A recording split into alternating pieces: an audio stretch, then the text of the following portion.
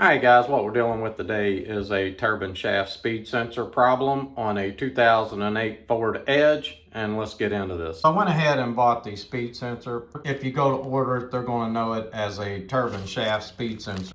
Okay, so what I want to do is take the cover off, and I'll have it out of the way before we go any further with the video. That way we'll get right into changing the speed sensor. Alright, so coming up underneath of this 6F50, what I wanted to tell you is we have already done it. Pull the drain plug, let the fluid drain out, because when you pull this cover off, if you don't, the fluid will just pour out on you as you're trying to do the work. I'm not going to show taking all of the air box off and everything, and that's simply because every time I do, everyone just skips through that part of my video. You're going to have to take this loose, this loose. You're going to have to take these two bolts loose. Underneath the air box, there will be two bolts over to the side that you'll have to take loose and take a bracket off.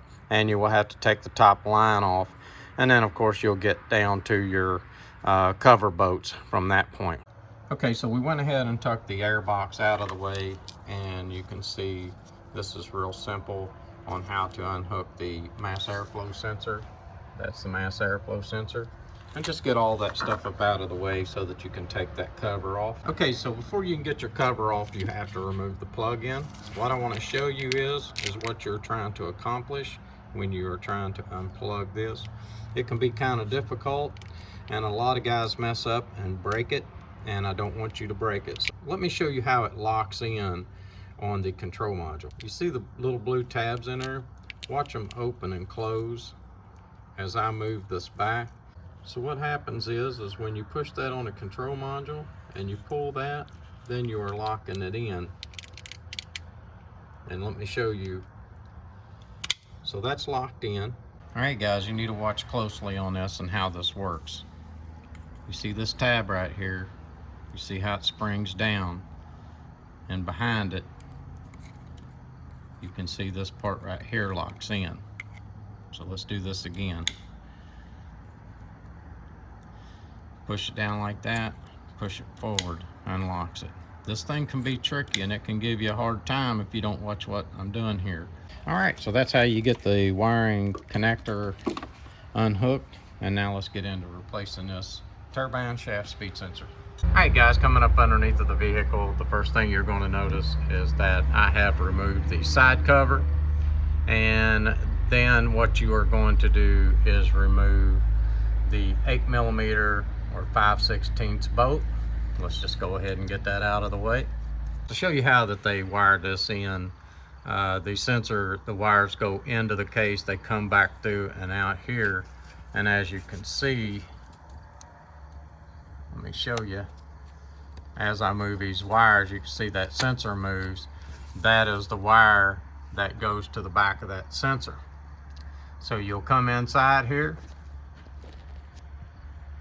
and you will unplug your sensor right here.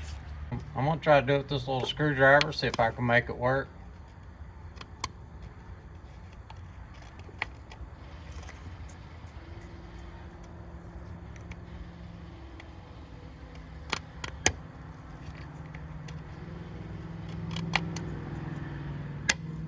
And it just clips out, unclips just like that. Okay, so now that you can see that we have the connector unplugged, if you was to just pull this out of here, what you're going to do is cause yourself a mess, because you can't get anything to go around through her.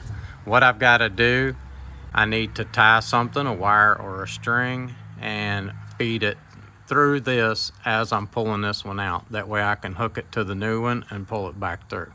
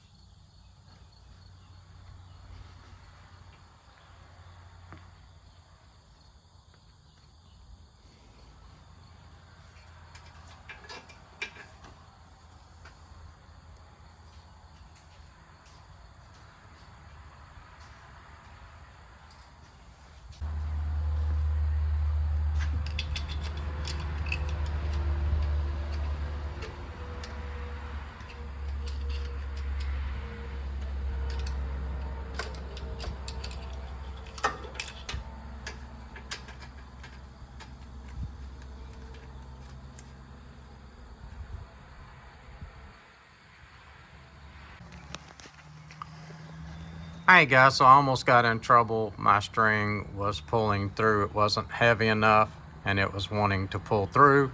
So what I did was I tied a wire onto the end of it and hold so that it would hold and I wouldn't have to worry about it pulling through. I went ahead and took the string off of my old Turbine speed sensor and I went ahead and hooked it up to my new one. So this is my new one and I am about ready to feed it through and show you how to get your new one installed. So instead of trying to fish it through that hole and get it back through here, we are going to try to pull it through with this string. You got to watch pulling that string too tight. The edges are sharp and it will cut your string. I like using a real small, thin mechanics wire, but I don't have any of that today. I'm just having to do it with what I have to work with, and this is what I could find. So all right, let's get started.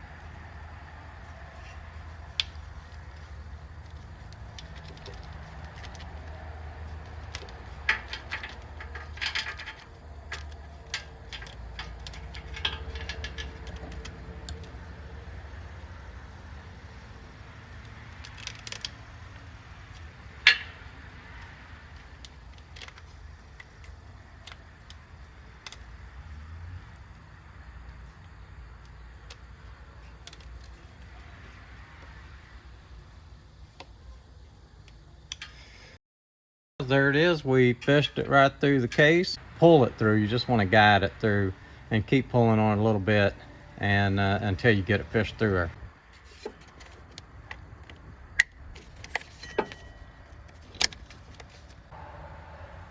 Okay, so I have my new speed sensor in place and I've got it plugged in and I've checked the plug-in twice. It's in there good. So now we can put the cover on and finish this job up. All right, so what we're going to do now is do a final scan of the system, and this is auto scan. This is before we send the car home. I drove it about 10 miles and it's working great.